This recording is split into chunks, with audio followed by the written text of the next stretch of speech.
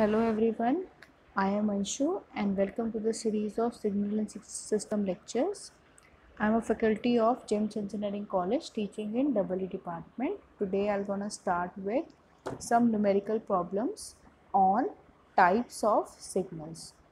So let's take first example. So your example 1 is check whether the period or whether the following is periodic or not, and if periodic, determine the fundamental period of time. So in order to check the periodicity, first of all, what is a periodic signal? A signal which has definite pattern and which repeat itself at a regular interval of time is known as a periodic signal, and a signal which does not repeat at regular instant of time is called a non-periodic or aperiodic signal.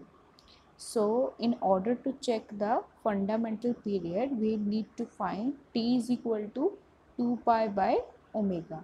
So in this case, as we have given that xt is equal to 2 twice of cos of 5t plus 1 minus sine of 4t. So first we need to find the value of fundamental period, that is t1. T1 is nothing but 2 pi by omega. Here omega is 5. So similarly, we'll find the value of T2. T2 is 2 pi by omega, again it is given as 2 pi by 4. So if we need to find the fundamental period, then it will be given by T1 by T2. The sum of two periodic signal is periodic only if the ratio of their respective period T1 by T2 is rational or ratio of two integers.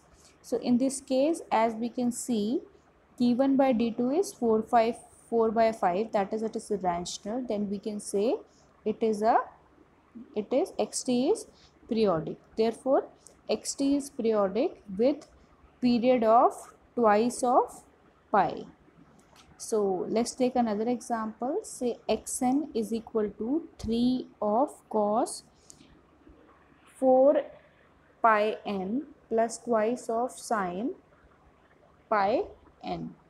Here omega 1 is given as 4n, omega 2 is given as, omega 1 is given as 4 pi, omega 2 is given as pi. So we need to find the fundamental period, that is n1 by n1 and n2. n1 is given as 2 pi m by omega 1. So 2 pi by m into divided by 4 of pi, and 2 is given as 2 pi by m. So here we get n1 and n2 as m by 2 and twice of m. That means if when we need to find the fundamental period, it is given by n1 by n2. So here the LCM of 1 and 2 is 2. So that is xn is periodic with the period of 2. Next we take another example. Determine whether the signal is energy signal or power signal. So a energy signal is one in which has finite energy. So for calculating the value of energy, we have this formula: E is equal to limit t tends to infinity, limit minus t to t xt square dt. So it is given as joules. So in order to find the energy of the signal is given as xt is equal to e to the power 3 of minus 3 of t ut. That means we need to replace the value of xt as e to the power minus 3t square dt. So when we apply the integration on this, we'll find the integration of e to the power minus 60 will be e to the power minus 60 divided by minus of 6, limit 0 to t. So if we need, when we calculate the value of limit t tends to infinity, so since e to the power minus infinity is 0 and e to the power minus 0 is 1, so the value of energy will be 1 upon 6, that is less than infinity. So the value of energy is finite. Again we need to find the power. So if we need to calculate the power of any signal, then we can find it by power is given as limit t tends to infinity 1 upon 2t minus t to t xt square dt watts. So in this case again we'll replace xt by e to the power minus 3t square dt. So in this case we'll get limit t tends to infinity 1 upon 2t 0 to t e to the power minus 6t dt. So if we evaluate by applying the limit and integration, we'll get the power is 0. So whenever we are having a finite energy and power is 0, then we can say the continuous time signal is nothing but a energy signal. So we can say that this signal is our energy signal. Next we'll take an example. Determine whether the signal are energy or power signal. Here a signal is given as xn is equal to e to the power j bracket pi n by 4 plus pi by 2. Here again we know that the formula for energy signal is, this is a case of discrete time signal. Earlier we were discussing about a continuous time signal. Now we are discussing about a discrete time signal. So it is given as limit n tending to infinity summation n equal to minus n to n xn square. So it is given as n equal to minus n to n. So we'll put the value of xn and we'll apply the limit. So we are getting energy as infinity. Again when we need to calculate the power for a discrete time signal can be calculated as p is equal to limit n tending to infinity 1 upon 2n plus 1 summation of n equal to minus n to n xn square. So again we'll replace the value of xn and we'll apply the limit. So when we put the value of xn, so what we'll get, we're getting your average power as 1. Since the average power is 1 finite and energy in this case is infinite, then we can say this is a power signal. So as I have told you, whenever we are having your energy as finite and average power is 0, the signal is energy signal. And whenever we are having power as finite, that is between 0 to infinity, and energy as infinite, then the signal is your power signal. Next, determine whether the following system are linear or not. Whenever we have to check the linearity of any signal, then we need to know the superposition and homogeneity principle. So while checking the linearity, first we'll apply the principle of homogeneity, then we'll apply the principle of superposition. Then only we can calculate or we can check whether the signal is your linear or not. So in order to check the linearity, suppose we have d of yt by dt plus t of yt is equal to x square t. The output due to weighted sum of inputs is given as this.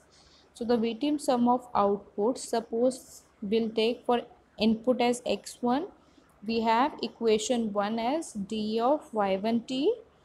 We have first equation this, so this one d of y1t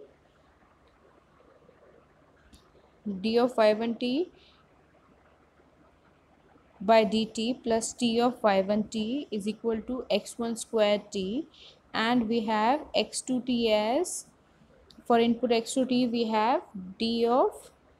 have this equation d of y2t by dt plus t of yt plus x square t. So first of all we have to check the superposition principle. So when we apply superposition and linearity principle, so if the LHS is equal to RHS, then we can say the system is linear.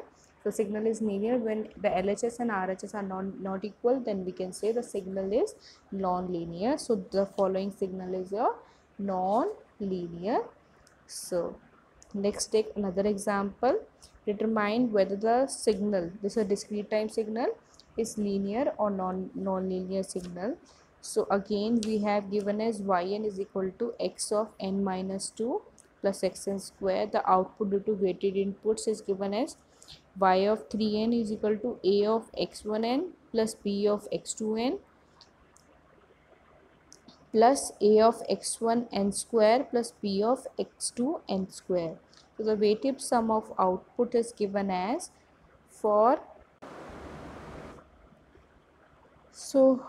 the weighted sum of inputs x1n is given as y1n x1 n minus 2 plus x1 n square. For input x2n is given as y2n x2 n minus 2 plus x2 n square. So again we'll apply superposition and homogeneity, and we'll check that LHS must be that is y3n is equal to a y1n plus b y2n. So since the LHS is equal to RHS, then we can say the system is linear. Next, we need to check whether the system is static or dynamic. Determine whether the following system are static or dynamic system. So yt is equal to x of 2t plus twice of xt. So since first of all we'll find the present value, past and future value, and check whether the system is dynamic or static system. So a system which is said to be static or memoryless if the response is due to present input alone. So if the system is static, it will depend upon only the present input, and if the system is dynamic, it will depend upon the future or past value. So a system is said to be dynamic or memory system if the response depends upon past or future inputs. So first of all we'll find the present input, past input and future input. For that we'll first find the value of y of 0, y of minus 1. Y of 0 is your present input, y of minus 1 is your past input, and y of 1 is your future input. So if we find the value of y of 0, y of 1 and y of minus 1, since the output depend on the past and future values, then the system is called as dynamic system. Again, determine whether the system, for a discrete time system, whether the system is static or dynamic. Again we'll find the present, past and future value. Since the output here depends upon the present value, so we can say the system is a static system.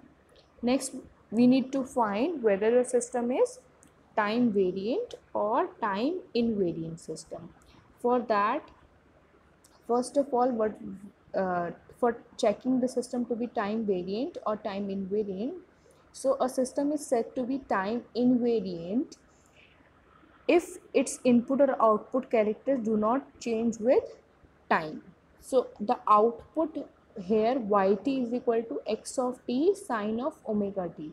The output due to delayed in input by t seconds, so y of t by t. So first we'll check the shifting signal here. So y of t by t is equal to x of t minus t sine t. So output delayed by t time. So y of t minus t will take a shift in the output, and then we'll check the shift in the input. So here the input will be shifted by sine x of t minus t, sine of t minus t. So if we find the output, so the output is y of t by t is not equal to y of t minus c. So the given system is time variant system. Again, for a discrete time signal, we'll check whether the system is time variant or time invariant. Again, we are having yn equal to x of minus n plus 2. So output due to delayed by k seconds. So if we delay the output by k second, so we have y of nk equal to x of n minus 2 plus k. Then we'll take a delayed in the output, so y of n minus k is equal to x of minus of n minus k plus 2. So we can, when we check the LHS of both the equations, then we can say these LHS do not match, then the system is your time variant system. Next we'll check whether the system is causal or non-causal system. So if the output of the system at any time t depends only on the present and past input but not future input, then your system is said to be causal. And if the response of the response does not begin before the input function is applied, the causal system is anticipatory.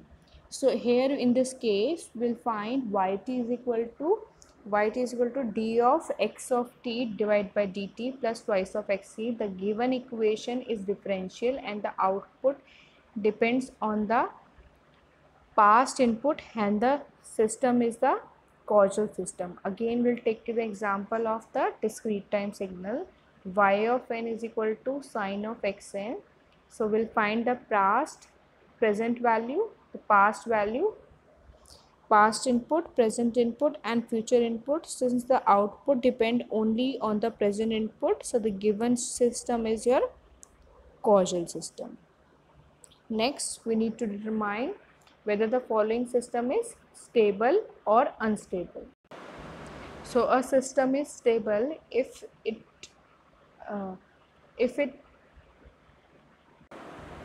a system is said to be bounded input bounded output stable if and only if every bounded input produces a bounded output. So in order to check the bounded input bounded output criteria, so we have a formula, that is integration minus infinity to infinity h of t dt should be less than infinity. So if we have given as ht is equal to e to the power minus 4t ut, so we'll put the value of ht in the place and we'll find if the value is less than infinity, then the given system is stable. So in the next example for discrete time signal, again we'll apply a formula for discrete time signal, that let xn is equal to impulse signal del of n, y of n is equal to h of n, then h of n is equal to 3 of del of n. So for checking the stability condition, we have this formula, summation k equal to minus infinity to infinity, h of k should be less than infinity. So we'll find the value of h of k. So when we put this value, that is 3 del k, so we find that the h of k is less than infinity, hence we can say the system is stable. Thank you, have a nice day.